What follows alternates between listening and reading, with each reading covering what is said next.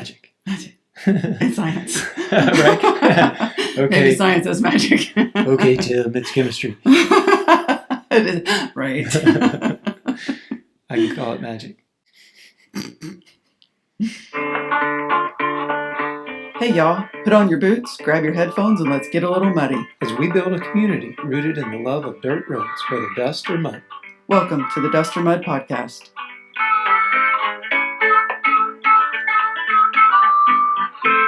Welcome to episode 10 of the Dust or Mud Podcast. Heck yeah. I'm glad you guys are with us again. Today we're going to dive into raw milk. The horrors. The magic.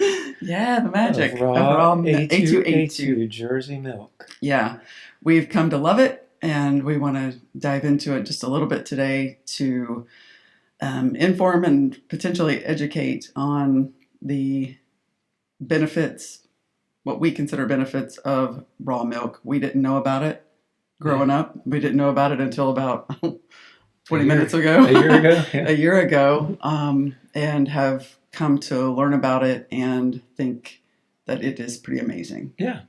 Yeah.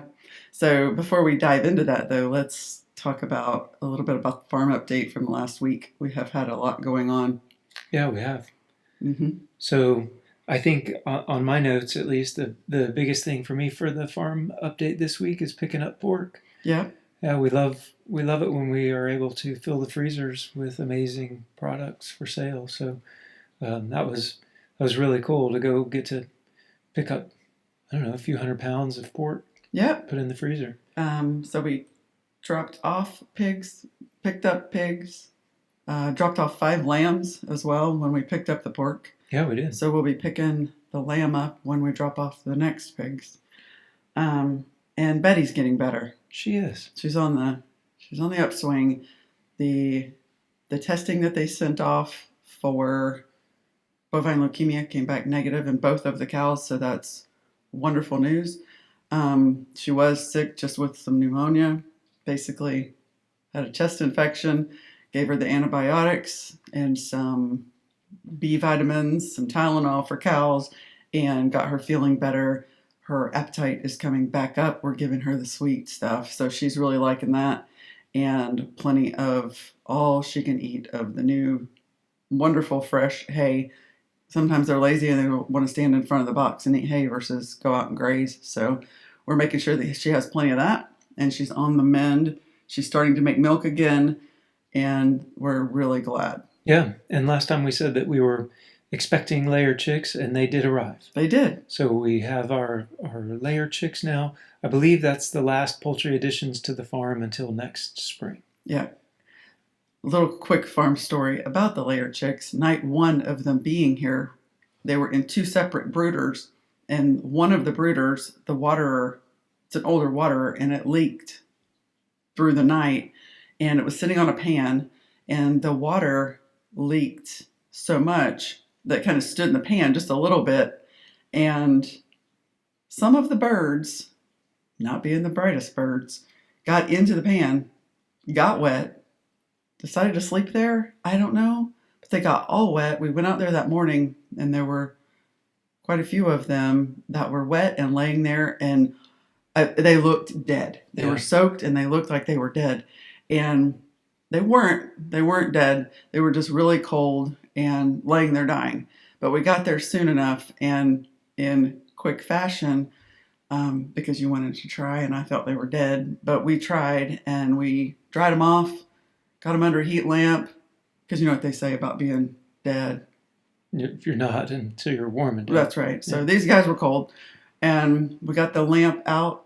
We got the blow dryer out. Yeah.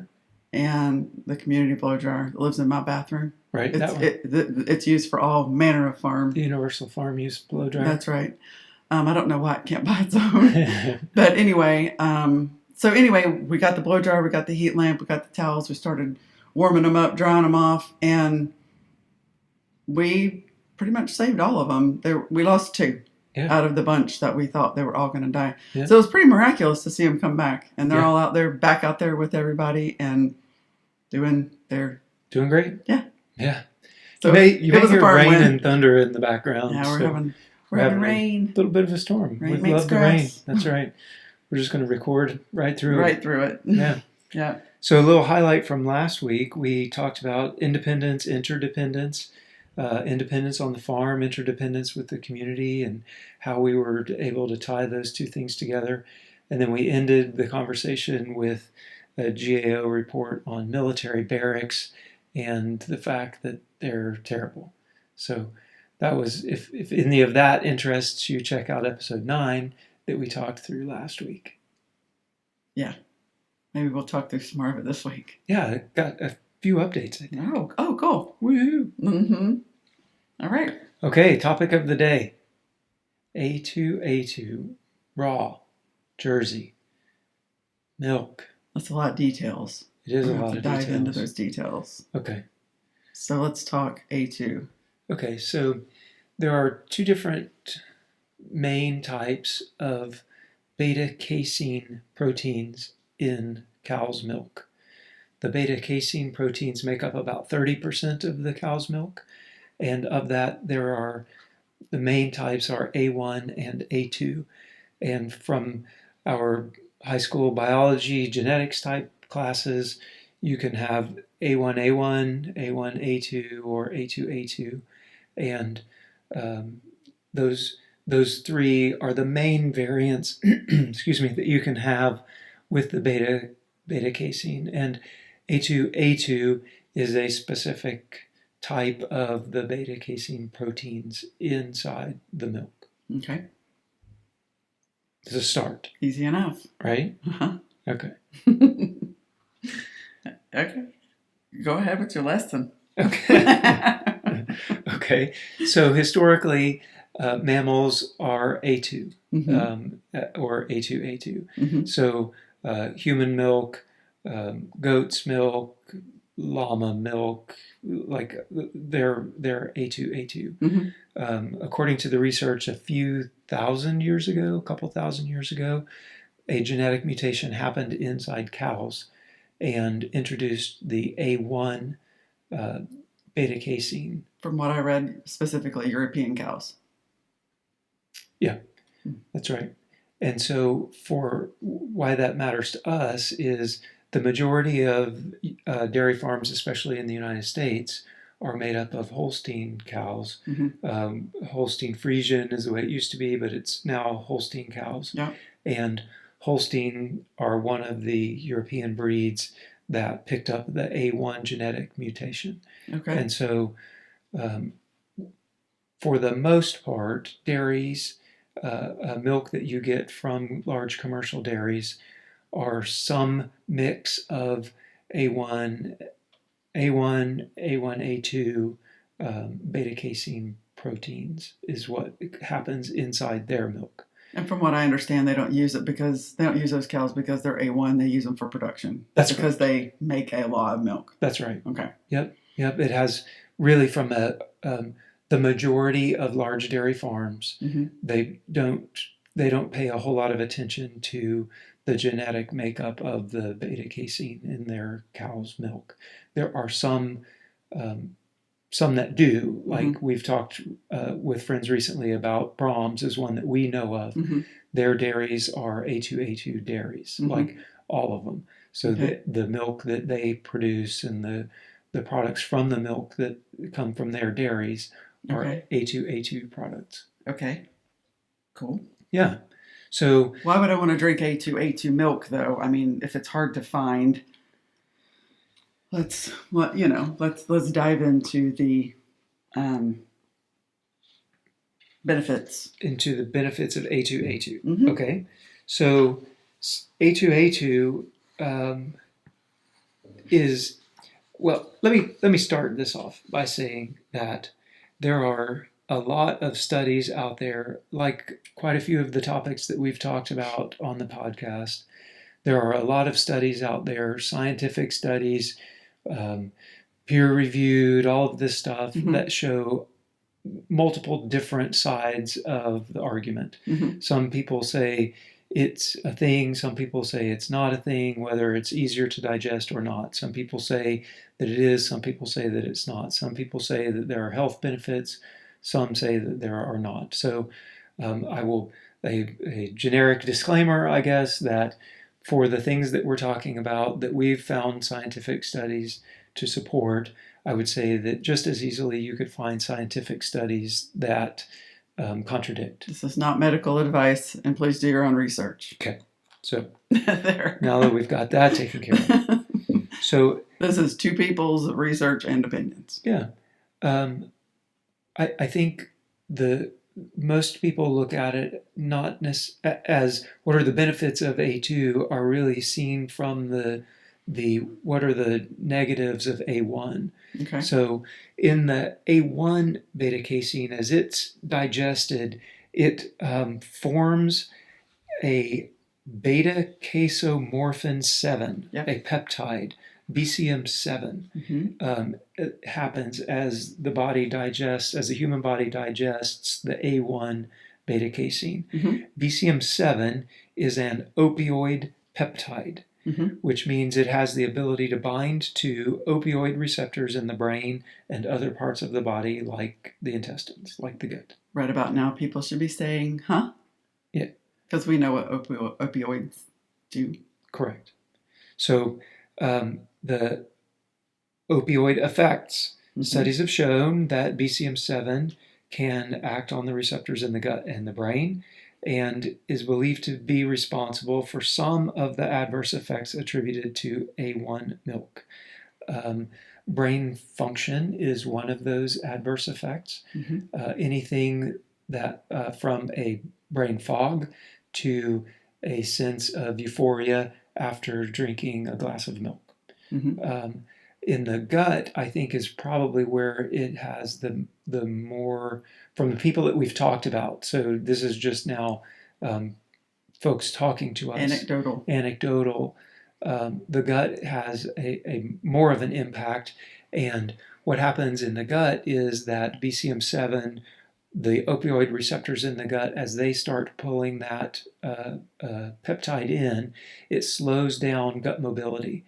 So as the dairy products are in the gut, the whole process slows down. Okay, so let me interject here. Okay. Or let me add to the opioid effect on the gut. A lot of people might have ever been on an opioid after surgery when you're given oxycodone or something. Okay. And the doctor sends you home with oxycodone. They also send you home with something probably called Colace. Okay. It's the little orange pills that go with the oxy because guess what? You're probably going to get constipated while you're on oxy. Why? Because it is an opioid and it slows down your digestive tract. So in order to keep that moving, they give you Colace, which is a mild laxative to keep your bowels going. Got it. So it's the same effect. They know it does that. They know what the opioid effect on the digestive tract is. That's why they give you a prescription when they give you a prescription. Got it. Yeah. So there you go. The similarities. Yeah. There are studies that show the A1 beta casein leads to, through the different steps, it leads to your gut mobility slowing. And for a lot of people in the studies, as well as people that we've talked to, there are folks that believe that they are lactose intolerant when in reality they are intolerant to that slowing of gut mobility. And so the dairy product basically just sits there in the gut and causes all kinds of different gut reactions. And not to mention, I think you gave me information and it said something about some enzymes that are no longer, we'll discuss in a second, the enzymes that are no longer in the milk once it's pasteurized. Yeah. That also doesn't break down the lactose. That's correct. So it's like multifold. Yeah. On the digestion. That's with pasteurization. Yeah. So there's multiple A1 pasteurized milk. Yep. Okay. Yep. And so especially one of the populations that are called out specifically are those with irritable bowel syndrome, IBS. And folks with IBS oftentimes are particularly sensitive to inflammation that happens inside the bowels. And the the whole slowing down process can also cause the bowels to become inflamed.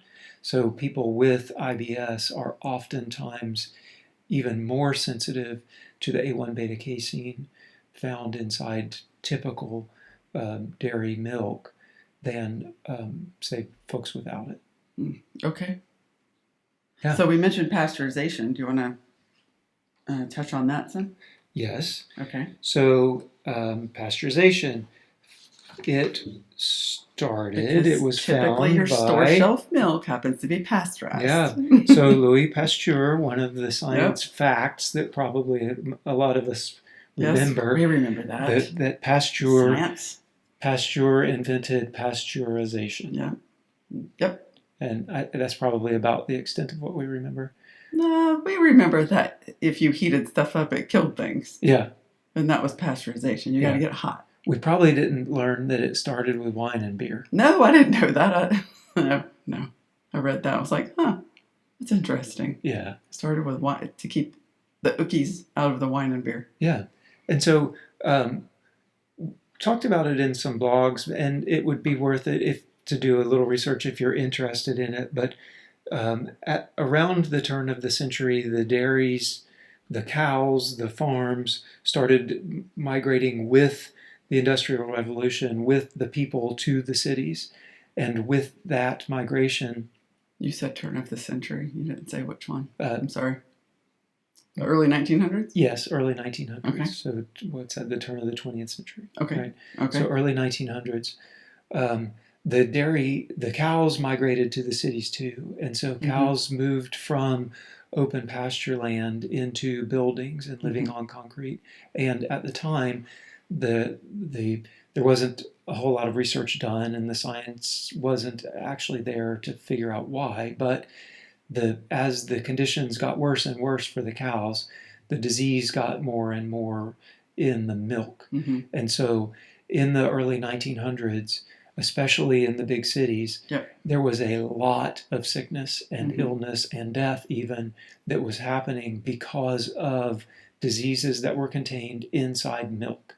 Yeah. Well, so, confinement, you put all of that into, especially without the technologies that we have today, into a confined situation. Right. And disease, it's going to get gross quick. Yeah. And it did. It did. It got really gross really fast. And all kinds of diseases happened. Tuberculosis, scarlet fever, like there were, it was bad stuff. And so they started using pasteurization as a way to kill all of those terrible bacteria that were commonly occurring in the milk at the time. And it was very serious. Yeah. As soon as they started pasteurizing the milk, the babies quit getting sick and the children quit getting sick. And it was an amazing thing that folks that were getting sick and dying now are not. And so huge win for science and for pasteurization. That was one way of dealing with the issue that they were faced with at the time. The other way would be, why don't you put the cows back on the pasture? Well, they didn't have the refrigeration trucks that we have today in order to get it into the city. And so getting it closer to the population was the answer. That's right. It was the refrigeration was the key. That's right. It was the missing piece. Yeah, just very similar to folks whose grandparents or great-grandparents may have had a homestead. The easiest way to preserve your animal was to keep it alive. Right. Grandma would go out and catch a chicken, and then we would have chicken for supper, right? We didn't have to worry about it being in the freezer, say, or taking up space. So that in that same manner, just in time food. Yeah, truly. In that same manner, they were able to bring the cows to the cities instead of having to transport the milk to the cities. Right. So they did it, and pasteurization happened, and by the 1920s, it was illegal to sell unpasteurized milk in many states. And from there, it has just sort of progressed and kept going, right? So there are still lots and lots of very large dairies where cows spend the majority, if not all, of their life on concrete. Under roof. And so with with that, the conditions still exist for the same type of bacteria that we were dealing with in the early 1900s. Mm-hmm. So I would say vast majority, I forget the percentage, it's in the 90s, 95% of all milk produced, I'm talking United States now, mm-hmm. is pasteurized. Mm-hmm. And given the conditions of where the cows live, I don't know that that's a bad thing. Like the early 1900s, they're not out on grass, fresh pasture, like they're just living on concrete. So there you have it. Okay. Yeah. So that was the introduction of pasteurization, gets us to where we are today. The government agencies, the applicable agencies, the Food and Drug Administration, the Center for Disease Control, like all of those folks, they all have their own ideas about pasteurization and basically consider it a requirement. Okay, so we talked about the good when they brought pasteurization in, yeah, and the benefits of it, and it is quite obvious. All right, let's discuss a little bit of the negative effects of pasteurization, because it isn't necessarily all good. So, yes, it does kill disease. Right. And it kills bacteria. Everything. Right? Yeah. And so it kills the harmful bacteria. It also kills the beneficial bacteria. Now is where we're going to break from the government agencies. They say there is zero beneficial bacteria in unpasteurized or raw milk. Zero. None. There are zero probiotics. There are zero beneficial bacteria.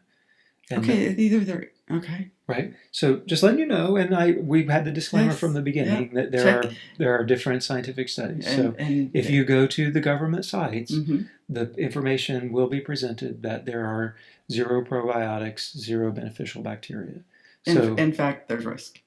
There's a warning. Grave risk. Grave risk. There is a warning. Yes. Do not drink raw milk. Right. Okay. Yes. So okay. Now we've got that out. Oh, yeah, we did. Now, pasteurization also destroys all of the bacteria. Everything. Whether it be beneficial or harmful.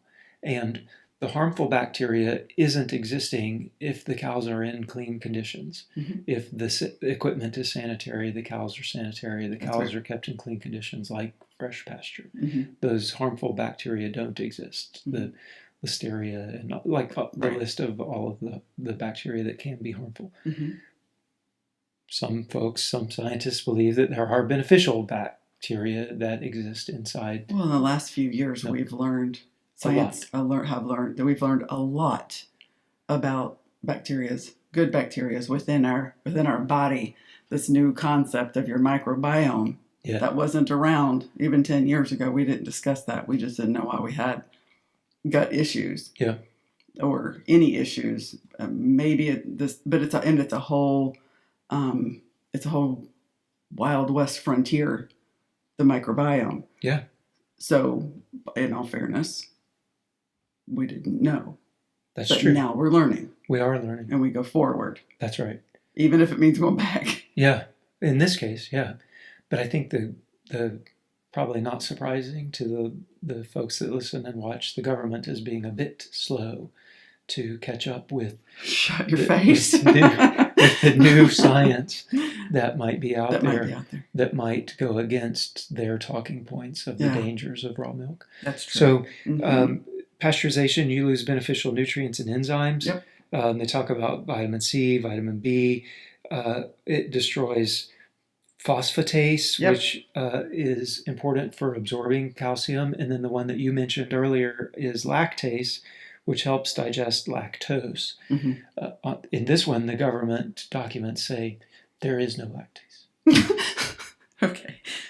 These are not the droids you're looking for. Okay. But if I might add, another new catchphrase that we hear often is bioavailability. Yeah. And calcium being bioavailable, what does that mean? Because we can take calcium pills all day. We can fortify our milk with calcium.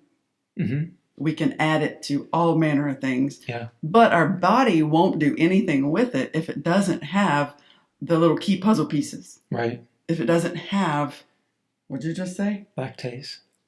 Or no, on that one? Phosphatase. Phosphatase. Yes. Yeah. For calcium absorption. Oh, right. Yeah. So us, let's just say the 50-year-old females out there who are facing osteopenias and osteo everything due to a lack of calcium intake, our bones are getting weaker. Right. And we thought we were getting it by drinking milk. But the enzymes weren't there, and I don't know that the calcium was bioavailable. Not our body can't do anything with it, so it just sort of exits. Yep. So we're low in calcium. Yeah. So if we drink this, it has the proper enzymes in it in order for the calcium to be taken up. Y'all, this thing grows a whole cow. And by this, you mean raw milk. Raw milk. Raw milk. Milk that it has not been altered. Correct. Unpasteurized. Unpasteurized milk. And so if it grows a cow, which has a lot of bones, it requires a lot of calcium, then when we drink it, if we need the calcium, having the beneficial enzymes to include phosphatase, which may not exist according to the government, would be beneficial. Yes. Okay. Yeah, that's true. Okay. Yeah. Right. It also says here in the show notes that it alters the taste. Taste is a difficult one, right? Because it's often left to the person to decide whether that's true or not.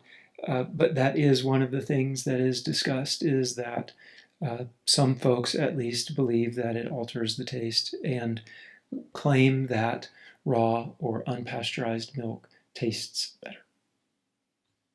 I kind of agree. Yeah. So does our 11-year-old. Right? Yeah. Yeah.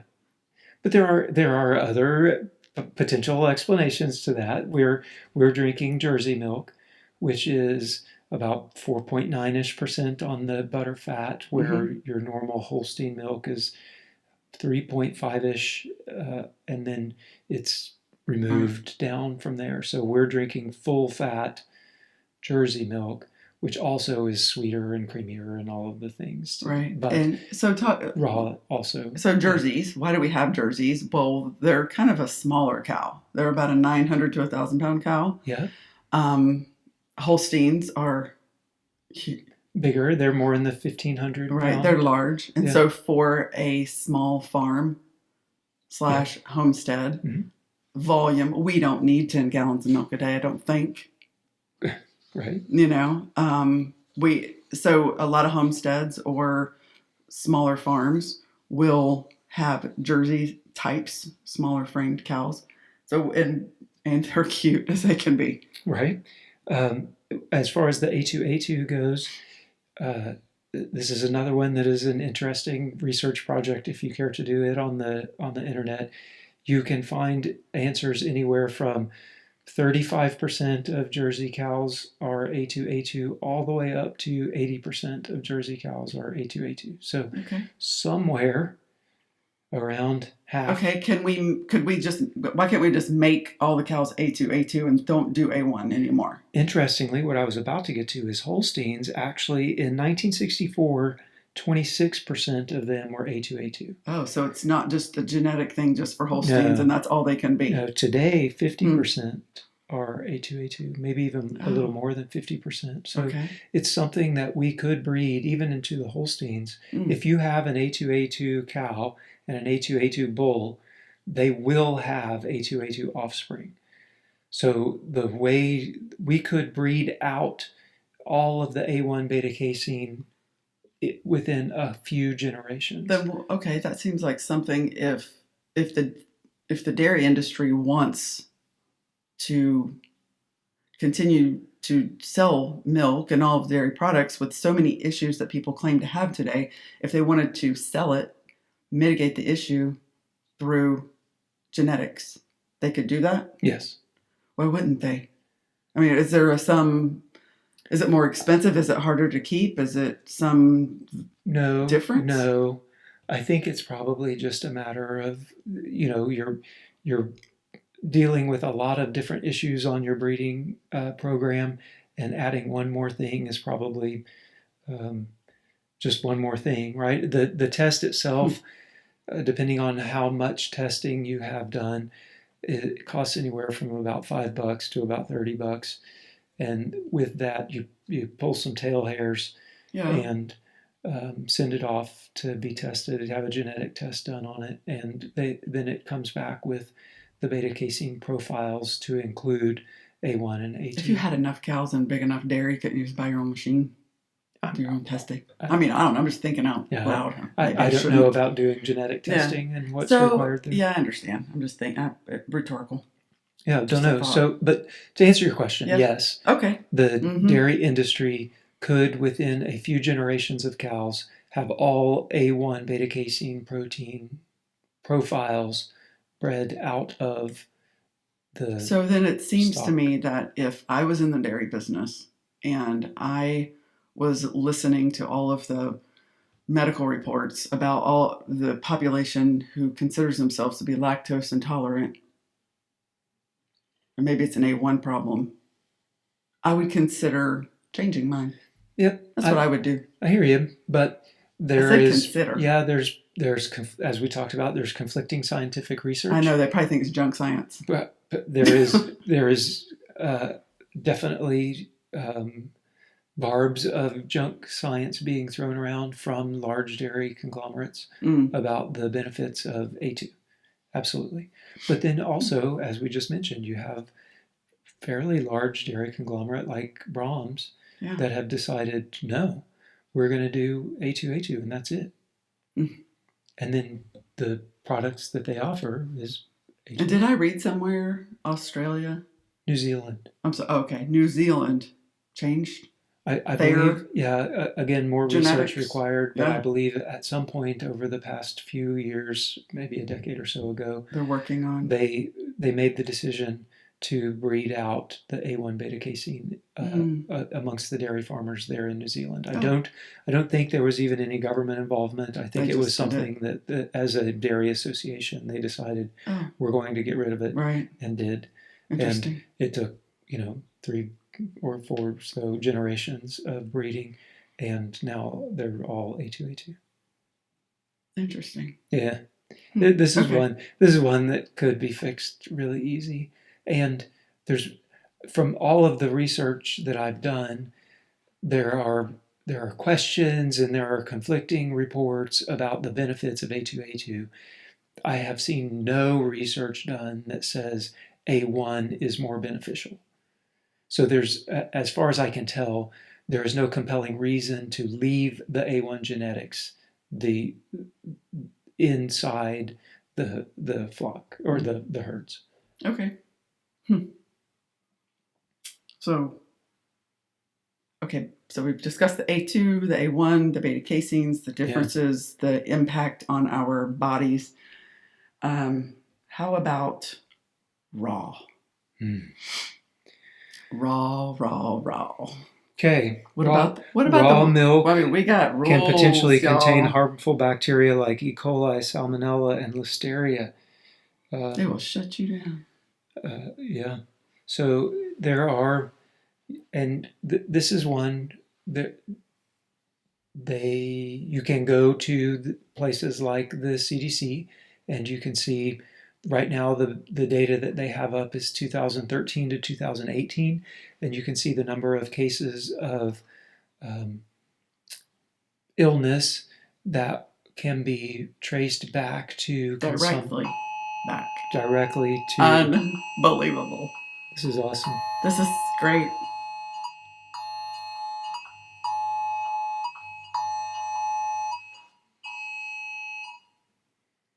Well, we received our national emergency alert. I bet y'all did too. Exactly right now.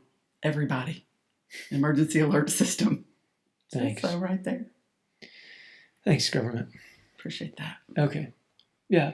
So, anyway, traced back to the consumption of raw milk. And of those, I didn't figure up all of the numbers. They don't have it easily broken down, but some number, it looked like maybe 25-30% of the illnesses reported led to hospitalizations. None of the illnesses reported led to death. and there are no similar, that I can find, there are no similar tracking mechanisms, charts, maps, any of those things that capture the illnesses from drinking pasteurized milk. No. Right. Not that they don't occur. Right. Just that we're not going to talk about it. Mm-hmm. Well, no. I believe a really good, and I'll add a link to the description or the show notes, a really good resource if you're wanting to learn about raw milk is the Weston A. Price Foundation. Yeah. Pretty much the they have been resource. They've been really pushing the whole concept of raw milk and funding a lot of scientific studies and a lot of public relations campaigns. And so it's a great place to go and find information about raw milk. And they have information out there that disputes the CDC type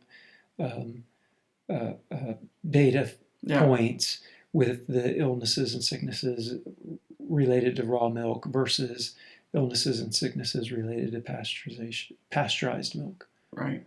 So raw milk, alive milk, versus pasteurized milk, which would be dead milk. Dead milk. Yeah. And they really advocate for the live milk. That's right. Yeah, they do, and the different benefits. Mm-hmm. Lactobacillus. Yeah. Big benefit. Yeah. Yeah, that's true. Yeah. But you can't just do what you want with raw milk. No. So one of the things that first, how do we get to raw milk? First of all, we're not a dairy. Oh yeah. we just do it for ourselves. We have some cows and we milk them, and we have excess milk and we sell it to folks that want to drink the raw milk. That's right. And we can. So why do we believe that it's safe? Mm-hmm. It's because of where our cows live and the processes we use in extracting the milk and storing it is what leads us to believe that it's safe. Yeah. Meticulous cleanliness. Yeah. Now, you could go out there and just drink it, and go squirt, squirt, squirt, squirt, and put it in a pan and drink it. Safe. The time between getting it out of the cow and getting it into the refrigerator, what it's in, how clean it is, super clean. Doesn't have to be sterile, but it has to be really clean. So from the container that it's carried in, milked in, carried in, and then stored into, which are our jars, and then quickly getting it into a very cold situation so that we can drop that temperature. That's right. And so for us, we use stainless steel for all of our transport. Yep. Our milking machine uses a stainless steel tub that it draws the milk into. Then we use stainless steel containers to transport and strain. Yeah. Our strainer is stainless steel, and then it goes straight from clean and sterilized stainless into clean and sterilized glass jars. And then the glass jars go immediately into a very cold fridge. Yeah. What used to be our beer fridge is now our milk fridge, and it was such because it kept the beer really cold. And now it does so for the milk. Yeah, and it does a really, really good job. It does. Anyway, so the time that it takes, we're typically from cow to fridge, less than 30 minutes. Oh yeah. Come straight in, pour it up, get them getting cold. Yeah. And a lot of people might think that, well, it's going to go bad within a few days because it's raw, it's got the bacteria in it, and it's not going to last very long because it hasn't been pasteurized, so it doesn't have shelf life. But if you take proper cleanliness, proper chilling, getting it cold, treating it right, if you do all of that really well, it can last over a month in the refrigerator. Yeah. And it's just as good as it was the day that you milked it. Yeah, so now may be a time to talk a little bit about the magic. Okay. So, raw milk. If you take it and we take it out of the cow, and instead of putting it in the refrigerator, we put it on our countertop and put a piece of cheesecloth over it, keep it dark, keep any insects out of it, It gets rotten. And just let it sit on the countertop. It rots. No, it does not. No, it does not. Magic. Magic. It does not rot. That's the craziest part of the whole thing, because I have done so many things with milk, having kids. Especially, we all know the milk bottle. We know the milk bottle. Y'all know the milk bottle smell. Found under the seat of the minivan. That's right. And you're like, oh, this is going to be nasty. Just throw that thing away. Don't even open it. Don't open it. Don't open it. Don't open it. But we're poor. We have to. We can't buy that many bottles. But no, it's nasty. Yeah. Pasteurized. Yeah. Spoiled. With the raw milk. Yeah. So it sits out and it turns into something else. As it changes. It changes. As it thickens, it will start to naturally separate. Mm-hmm. And you have a whey that forms on the top. And then below that, you'll start to have clabber. And people have heard of clabber. Something clabber in that milk. But didn't really know what it was, Yeah. right? Well, it's just the milk is starting to become solid. And in texture, it would be probably like a sour cream. Mm-hmm. In flavor, it's a lot sweeter than that. Mm-hmm. And so you can just let it sit on the countertop. And if you don't introduce anything into it, you don't inoculate it at all, you just let it sit. It can take 3 days, maybe even up to a week, we've found that it takes to turn into clabber. Depends on how cold the house is. Yeah. And if you then took that clabber and strained it, so put it in a cheesecloth and strain it and let more of the liquid leave the clabber, it turns into quark. Mm-hmm.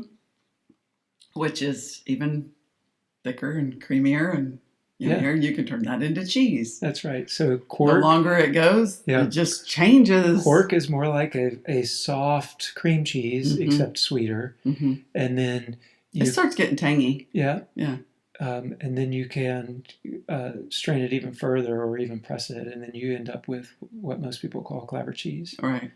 And at that point, it's more like a brie or something, a soft cheese. Yeah. Which, by the way, the government agencies warn against soft cheeses. Y'all know not to eat soft cheeses, don't you?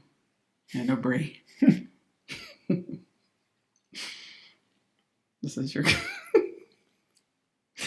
shoe buddy. So anyway, okay. That's why we call it, when we talk about the magic of raw A2 Jersey milk, that's really what we're thinking about is in the magic is we've all grown up with pasteurized milk, and you leave it sit on the breakfast table for too long and it starts to go bad, and this stuff. Well, the reason that it does is because the only bacteria that it has at that point is bad bacteria. That's right. And so whenever your pasteurized store-bought milk is sitting out, the only thing that it can do is grow bad bacteria. Yeah. And the bad bacteria flourishes.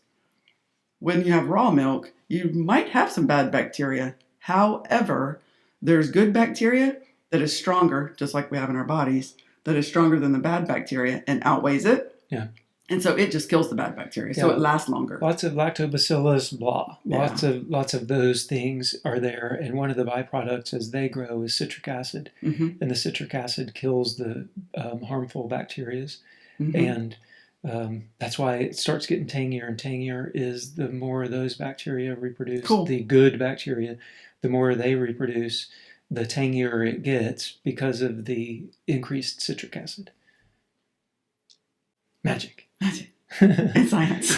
Right? Okay. Maybe science is magic. Okay, Tim, it's chemistry. It is. Right.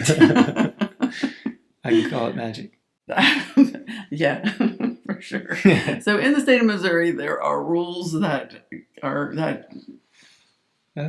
we have to follow in order to be able to sell it. We do sell our A2 Jersey raw milk off of our farm. Yeah. And we are allowed to do that per Missouri law. And we could sell it from our farm. They can come pick it up. They do. I put it in the Yeti right outside the office door. They come and they pick it up. Or we can meet them in town and do a drug deal. No, it's so the Missouri laws allow on-farm sales. Sorry, so you are allowed to sell it to customers at the farm, You are also allowed to pre-arrange to meet a customer somewhere to deliver milk that they have previously agreed to buy. Mm-hmm. So you're not allowed to go set up a stand with jars of milk out as a Like you would a fruit stand. as a farm, as an Right. LLC. You can't go set up your milk stand and say, "Come buy our raw milk" Butter, on the cheese, side of the road, yogurt. right? You can't do that. No. You can't set up at a farmer's market with Dairy bottles and products. bottles of raw, unpasteurized magic milk Yeah. and say, "Come buy our milk." You cannot do that. Y'all been here for a while. Y'all still on Clabber now, aren't you? So No, it would be good. it would be good. Sorry.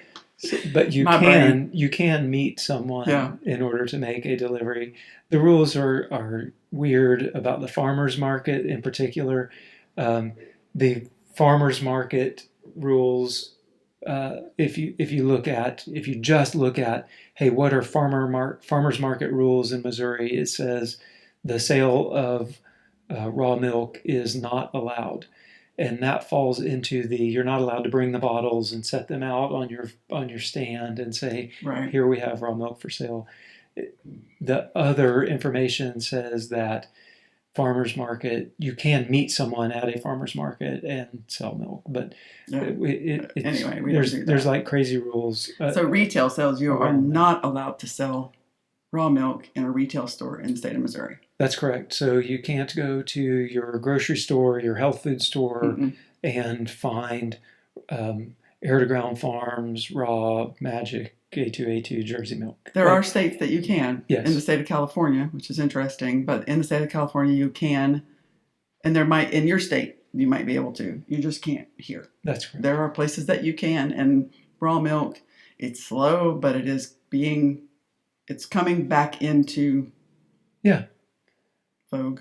Yeah, I guess you Legality. could say that. I don't know. The laws are changing. Yeah, the People laws are changing. They in a are. lot It's of just places. it is slow. We're allowed to advertise that we have Yeah. raw milk for sale. What else legal? One thing I thought was weird was you're allowed to sell raw goat milk retail. I haven't I looked don't into it a lot. know. I saw that once. I I know. didn't really research the laws You'll have to look into to that. make sure that And is true. Get back with me. Yeah. I'm not. Okay. I don't know. I'm not sure. So we have come to love the benefits and the taste, the health benefits, economic benefits, because not only do we get milk, we get yogurt, we make butter, we do all of the things with milk, we make cheese. I mean, having those cows provides a lot into our lives and into other people's lives. We have people, back to the A2 for just a second, we have people who now buy milk and can drink milk that they haven't been able to in, say, 10 years, and they now can because I don't know if it's because it's raw or because it's A2, or maybe it's just a good combination of both, but they now have dairy back in their lives. I think I can count 4 families that I know of. And we don't need A2 milk. Like, we're not A1 sensitive. We're not but the cows are available. We thought it was cool. We got them, and turns out it's benefited a lot of families because of it. Yeah, for sure. So that's cool. Yeah, Actually, we really like that a lot. Did you have anything else on the A2 magical?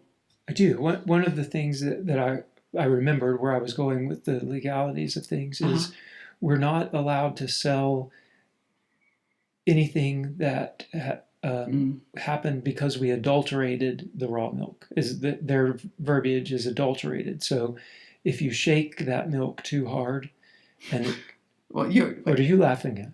Well, you're allowed. You're allowed to sell cream. Yes. I can dip the cream off. The cream off. That's not adulterated. We just kind of spooned it. Because I have to be very careful. Carefully spoon it. Be gentle while you're doing it. That's right. But you can sell the cream off the top of the milk. Yes. But if I shake that cream, I cannot sell it. No. Because then it turns into butter. And that's adulterated. That I have now adulterated the milk by shaking it hard enough that the protein molecules start to stick together, the fat molecules start to stick together, the butter fat coalesces, turns into butter. It's now adulterated. I cannot sell it. I cannot sell it if I heat the milk and cause the proteins to stick together, or when I add an acid to it and that turns into cheese. No. Cannot. No. I have adulterated it. Mm-hmm. If I take that cream and add eggs to it with some sugar and Make some vanilla, and I turn that into ice cream, I'm now dealing with the Department of Health and Senior Services. Ice cream's very regulated in this country. Very regulated. I am not allowed to do that. The ice cream police will come after you.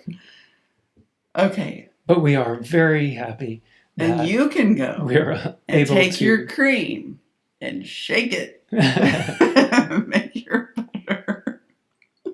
And then you can do whatever you want with it. That's right. Right? Yes. And make yogurt. Yeah. Can't sell that either. No. I've adulterated it. Heated it. You heated it. You added a little starter. I inoculated it first, and then I heated it. Yeah. Oof. Oof. That's very bad. Bad. Okay.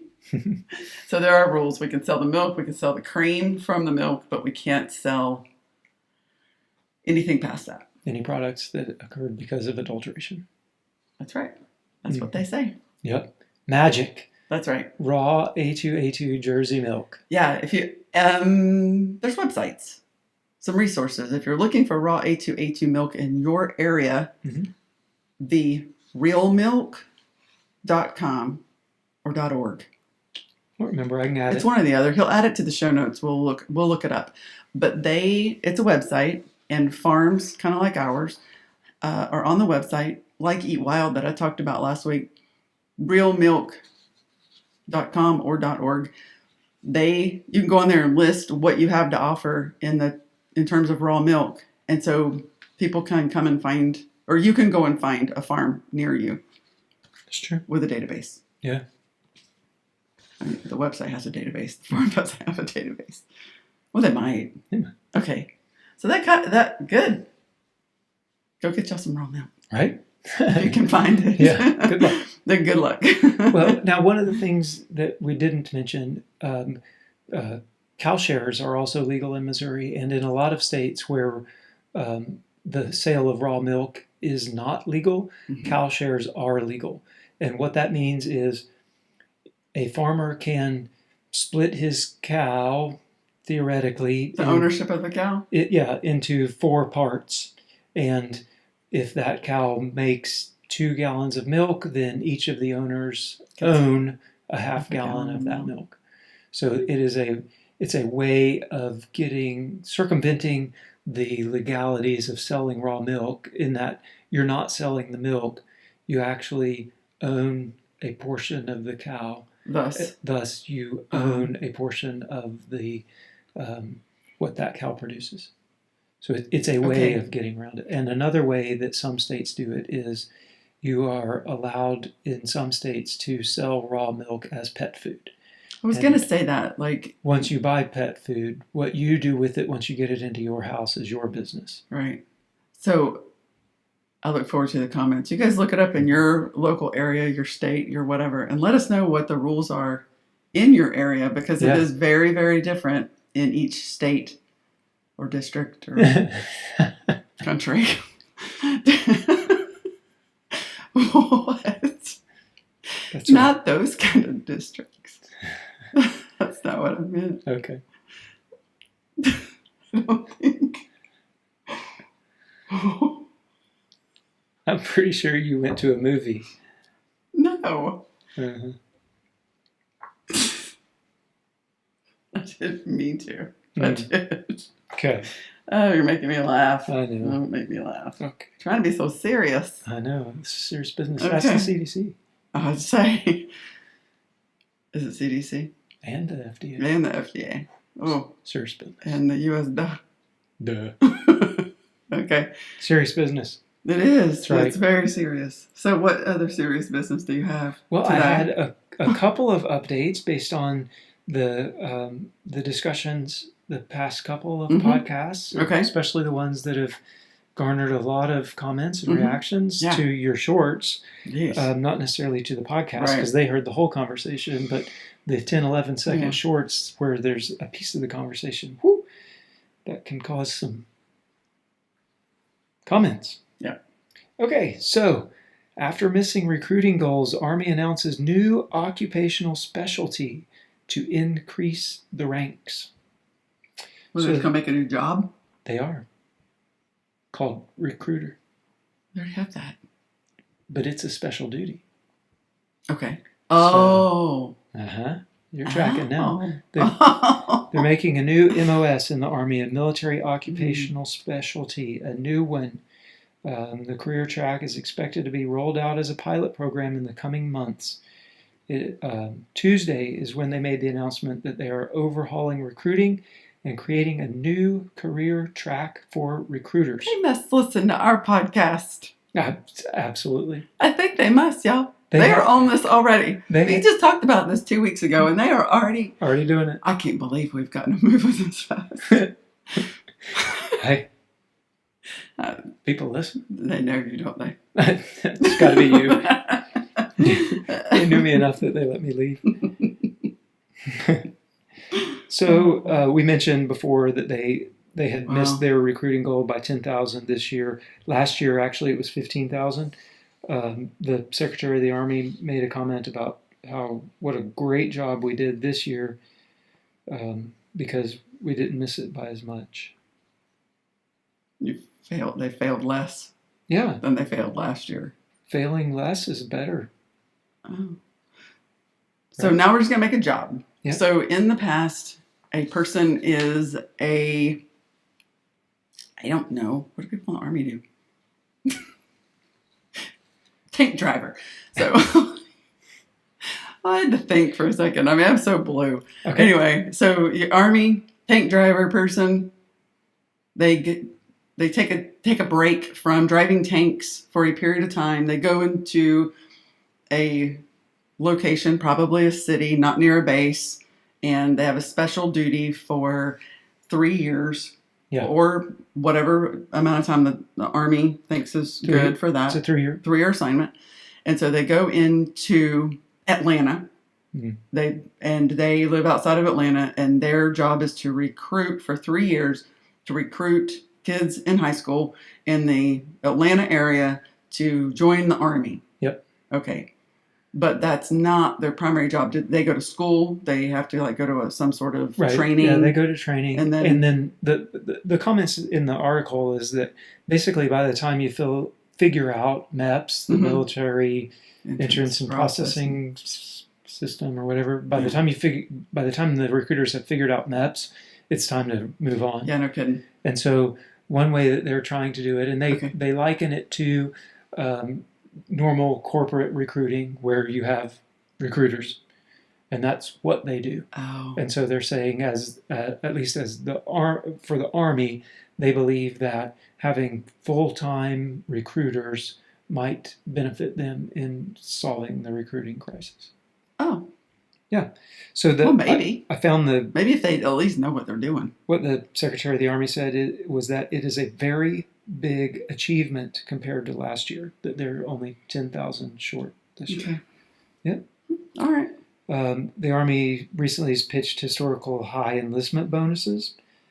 They have a new program called Future Soldier Preparatory Course, which allows applicants who otherwise would not qualify, falling short on academic or body fat standards, extra time to get into compliance before basic training. Wait. That is part of how they're fixing their recruiting. So, before we get some to basic training, what is basic? We got a pre-basic? Yes. So we can, lose weight and learn how to do a little something they were supposed to learn in high school? Right. So now the government has to do that too? Yes. Okay. Well, we talked about, I know, 2 weeks ago, the pool of 18 to 24-year-olds that are eligible is a small pool. I know. And this is a way of expanding that pool. So you take a portion of those that are ineligible and you make them go to this camp, and coming out of that, they're now eligible. Okay, so we're going to spend a whole bunch of money to train or to maybe get these cats ready to go into the Army, or we could take a little bit more money and pay the individuals that are already eligible. And More. why I said that they have historic high enlistment bonuses. They're doing both. Oh, they are doing both. Well, Yeah. they need to. Yep, they're doing both. Interesting. Yeah, and Prep school for basic training. Yeah, and they're saying that by 2028, they want a third of new recruits to have education beyond high school even. So right now it's about 20% is what they're looking for today. They want it somewhere around 33% in the next 5 years. One of the it's a military.com article. One of the points that the article makes that is a potential detriment to recruiting is that an army specialist, especially when it comes to the desire to have college graduates even enlisting. Yes. So an Army specialist, the highest junior rank, and the rank a college graduate would usually enter if they were enlisting, right? They would enter as specialist. They make about $30,000 per year.